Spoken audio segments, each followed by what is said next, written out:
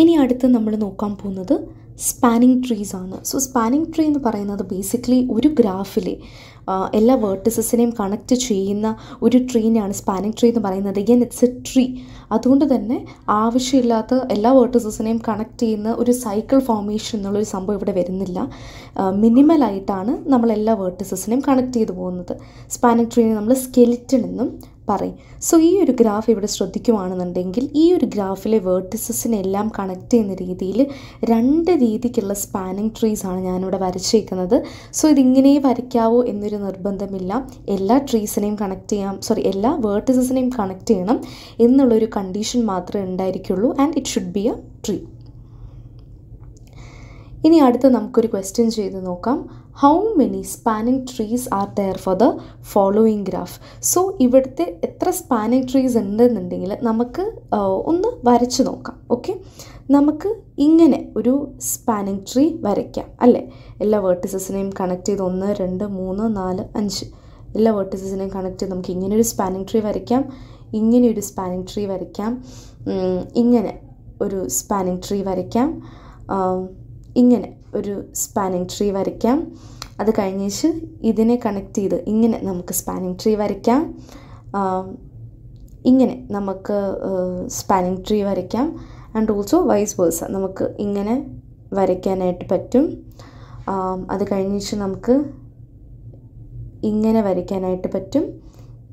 അത് കഴിഞ്ഞിട്ട് നമുക്ക് ഇങ്ങനെ വരയ്ക്കാനായിട്ടും പറ്റും. സോ നിങ്ങൾ നോക്കുകയാണെന്നുണ്ടെങ്കിൽ നമുക്ക് എത്രമാത്രം പോസിബിൾ സ്പാനിങ് ട്രീസ് വരയ്ക്കാൻ പറ്റും അത്രയും തന്നെ നമുക്ക് വരയ്ക്കാൻ പറ്റും. ഈ ഒരു കേസിൽ 9 സ്പാനിങ് ട്രീസ് ആണ് നമുക്ക് വരയ്ക്കാനായിട്ട് പറ്റുക. പിന്നെ നിങ്ങൾ വിചാരിക്കും ഞങ്ങൾ എങ്ങനെയാണ് ഇതിപ്പം ഈ ഒരു കാൽക്കുലേഷൻ നമ്മൾ കണ്ടുപിടിക്കുക എന്നുള്ളത്. സോ ഡോണ്ട് വറി, അതിനായിട്ടൊരു ഫോർമുല നമ്മളിനി താഴോട്ട് പറയുമ്പോഴത്തേനും പറഞ്ഞു പോകുന്നുണ്ട്. ഇനി അടുത്തത് ഒരു തിയറാണ്. Okay, every connected graph has at least 1 spanning tree. So നമ്മളൊരു ഗ്രാഫ് എടുത്തു, ഒരു let G be a connected graph. Okay, ഈ ഒരു കണക്റ്റഡ് ഗ്രാഫിന് n വേർട്ടിസസ് ഉണ്ടെന്ന് വിചാരിക്കുക. ഞാൻ ഏതെങ്കിലും ഒരു എഡ്ജ് എടുക്കുവാണ്, E1. Okay, and this E1 belongs to a cycle in G.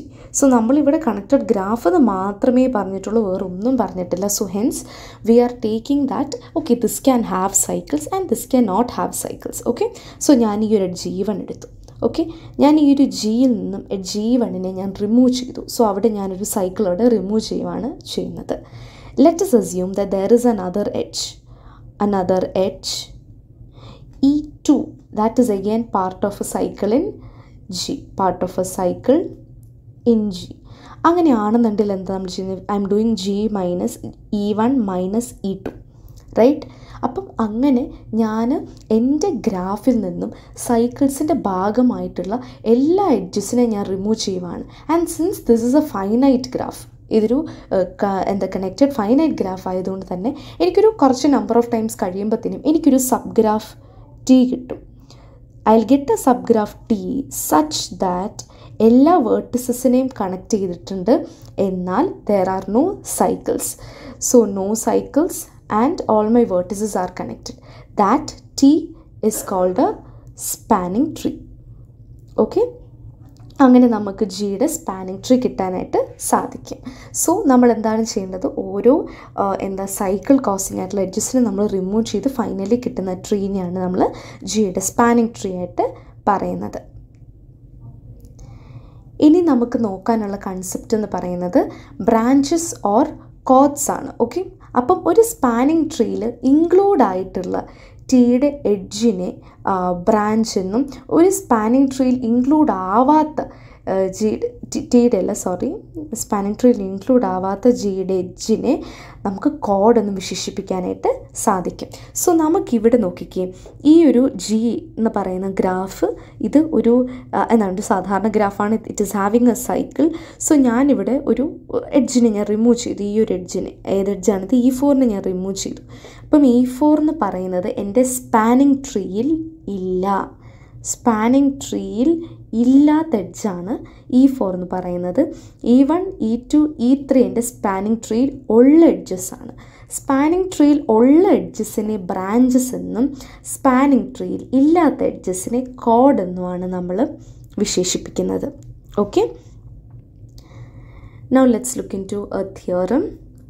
A connected graph with n vertices and e edges has n minus 1 branches and e minus n plus 1 chords. ഇവിടെ നിങ്ങൾ മനസ്സിലാക്കേണ്ട ഒരു കാര്യമുണ്ട്. നമ്മൾ ഇവിടെ ചെയ്യുന്നത് ഒരു സ്പാനിങ് ട്രീ ആണ് അല്ലേ. സ്പാനിങ് ട്രീയിൽ ഇൻക്ലൂഡ് ആവുന്ന എഡ്ജസിനെയാണ് നമ്മൾ ബ്രാഞ്ചസ് എന്ന് പറയുന്നത് അല്ലേ. അത്രയും ക്ലിയർ അല്ലേ. ഒരു സ്പാനിങ് ട്രീയിൽ എത്ര എഡ്ജസ് ഉണ്ടാവും? For n vertices.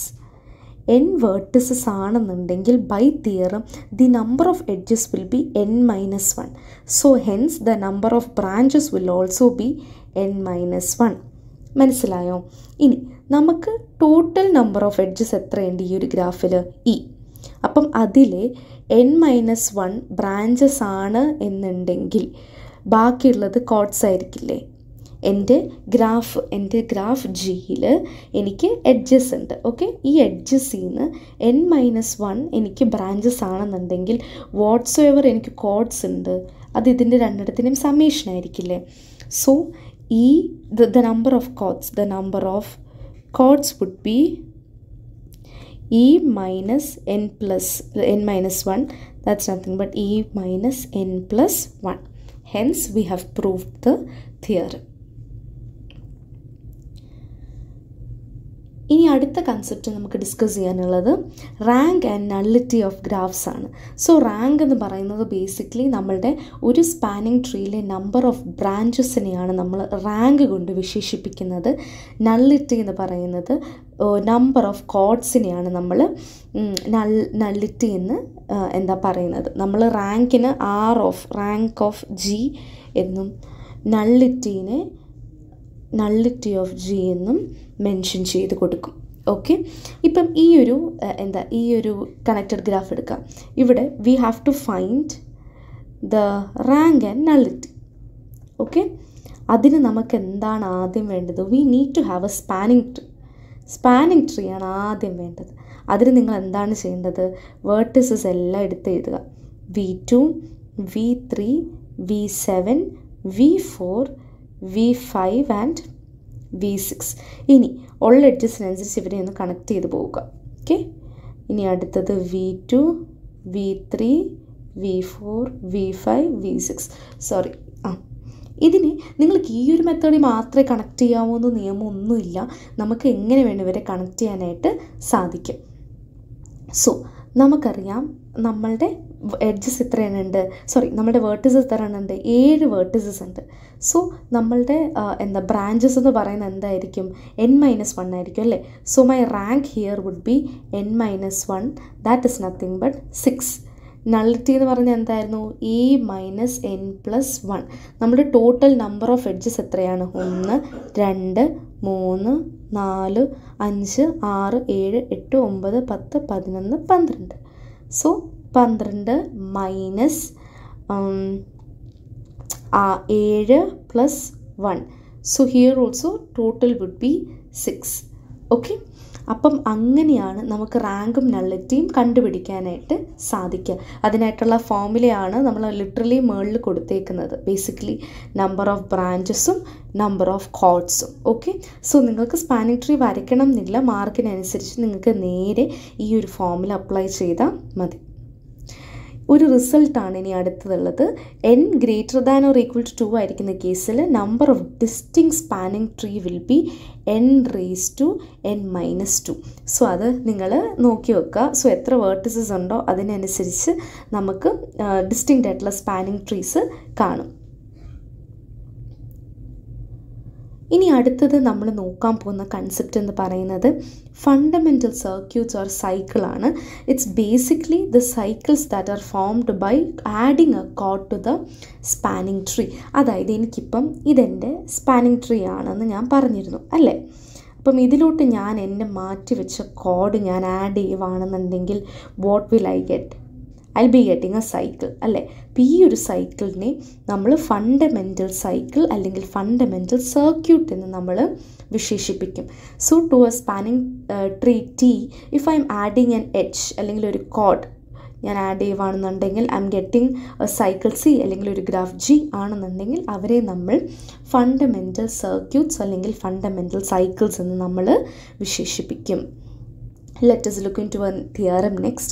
So നമുക്ക് യൂഷ്വലി മൊത്തം തിയറംസ് ആണ് ഈ ഒരു തേർഡ് മോഡ്യൂളിൽ വരുന്നത്. അതുകൊണ്ട് തന്നെ നിങ്ങൾ കൺസെപ്റ്റ് മനസ്സിലാക്കിയിട്ട് തിയറംസ് ഒക്കെ ചെയ്യാനായിട്ട് ശ്രമിക്കാം. A connected graph G is a tree if and only if adding an edge between any two vertices is exactly one cycle. അതായത് നമുക്കൊരു കണക്റ്റഡ് ഗ്രാഫ് ജി ഒരു ട്രീ ആണ് ഇഫ് എനിക്ക് ഈ ഒരു എഡ്ജ് ഏതെങ്കിലും രണ്ട് വേർട്ടിസസ് തമ്മിൽ ഞാൻ ഒരു എഡ്ജ് ആഡ് ചെയ്യുമ്പോൾ ഒരു സൈക്കിൾ ഫോം ആയെന്നുണ്ടെങ്കിൽ മാത്രമേ ആ ഒരു കണക്റ്റഡ് ഗ്രാഫ് ഒരു ട്രീ ആണ് നമുക്ക് പറയാനായിട്ട് പറ്റത്തുള്ളൂ. സോ ആദ്യമേ ഞാൻ എന്താണ് അസ്യൂം ചെയ്യുന്നത്? Let us assume that G is a tree and U and V are the two vertices in that tree.